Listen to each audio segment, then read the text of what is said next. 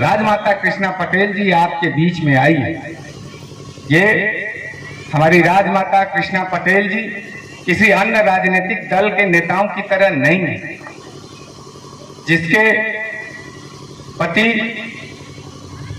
Doctor Sonelal Patel जी आप लोगों के हक और हिस्सा के लिए पूरे प्रदेश अपने घर परिवार को छोड़कर गांव गिराव खेत खलिहान शहर चट्टी चौराहे पर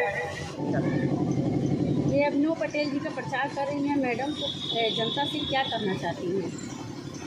देखिए, नगर निगम का पार्षद का चुनाव है। नगर निगम में पार्षद में नाली, खंबा, खड़ंजा इन्हीं की ज़रूरत होती है।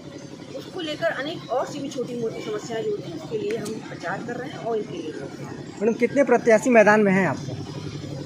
लगभग पूरे कहाँ पे, प्रदेश में कि यहीं पे? मैडम ये सरना वार्ड में कितने उत्तर प्रदेश में कितने प्रत्याशी आपके लड़ रहे हैं मैडम चुनाव?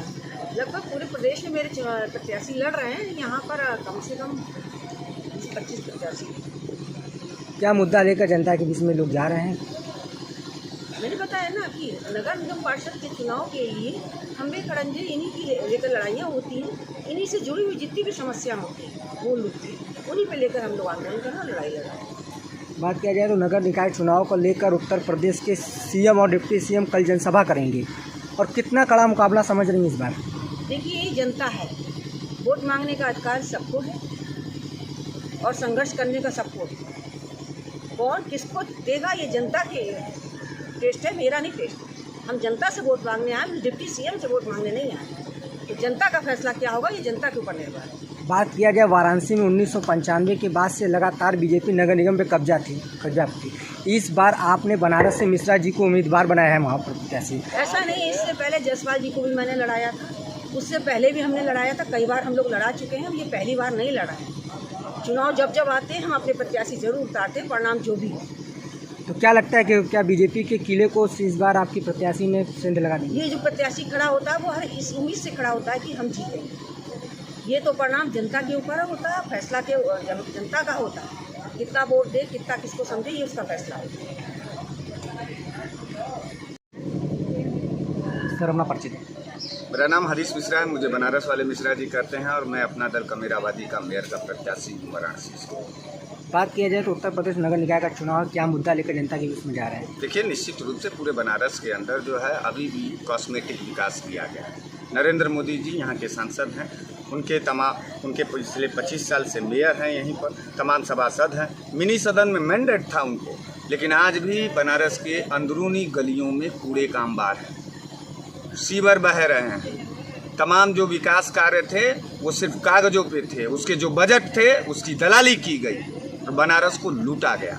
इस सवाल पर अपना दल कमेरावादी की राष्ट्रीय अध्यक्षा आदरणीय राजमाता कृष्णा पटेल ने मुझे अपना विश्वास जताते हुए मुझे टिकट दिया है और हम बनारस के सड़कों पे लड़े हैं, बनारस के आवाज़ के लिए लड़े हैं, बनारस के सवाल पर लड़े हैं। हमने कभी समझौता नहीं किया है। हम अपने बनारस को बदलना चाहते हैं। हम अपने बनारस को वाकई बनारस की जो विरासत रही है आपसी भाईचारे का, आपसी सौहार्द का और बना हुआ जो रस जिसे बनारस कहते हैं, प्रेम की नगरी जिसे कहते हैं, भाईचारे की नगरी कहते हैं, उस बनारस को हम वापस लाना चाहते हैं। हमारे बनारस में नफ़रत का कोई जगह नहीं है। हमारे बनारस में सबके लिए समानताएं हैं और हम अपने बनारस को कॉस्मेटिक नहीं, रियलिटी में जो है डेवलप करना चाहते हैं। बात किया जाए तो चुनाव आते ही जनता को लुभाने के लिए नेता बड़े बड़े वादे करते हैं, लेकिन चुनाव जीतने के बाद नेता फिर जमीनी स्तर से हटकर ऐसी की हवा खाने लगते हैं। आपका यह सवाल निश्चित रूप से 100% सही है, क्योंकि पिछले 25 साल से जो भाजपा के मेयर महोदय लोग बने हैं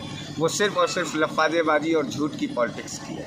इस बात से मैं सहमत हूँ, लेकिन अपना दल कमेरावादी के प्रत्याशियों को एक बार मौका दीजिए आप लोग, और हम साबित करके दिखाएंगे कि नेता किस तरीके से होता है और जनसेवक कैसा होता है। इसकी क्लासेस हमारे के यहाँ चलती हैं। हमारे नेता मेहनत करते हैं गलियों में, चट्टी पर, चौराहे पर, मोहल्लों पर, और हम साबित करके आपको दिखाएंगे कि सेवक कैसा होता है, कैसा नेता होता है और इस क्षेत्र का बेटा कैसा होता है। इसका मौका मिलेगा तो हम ज़रूर इस बात को। बीजेपी बात किया जाए तो 1995 से लगातार अब तक नगर निगम पे कब्जा था।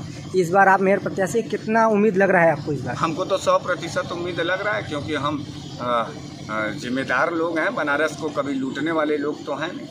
बनारस के साथ फ्रॉड करने वाले लोग तो हैं। बनारस मेरी मिट्टी है, बनारस मेरी ज़मीन है, बनारस मेरी स्वाभिमान है, बनारस मेरी आत्मा है और मैं अपने आत्मा को मरने नहीं देना चाहता हूँ। मैं बनारस को जिंदा रखना चाहता हूँ। मैं बनारस में इन भारतीय जनता पार्टी के नफरती विचारधारा पर तो हम लोग टक्कर दे करके इनको हरा ही देंगे, परिणाम चाहे कुछ। ठीक परिचय बताइए। मेरा नाम अभिनव पटेल है।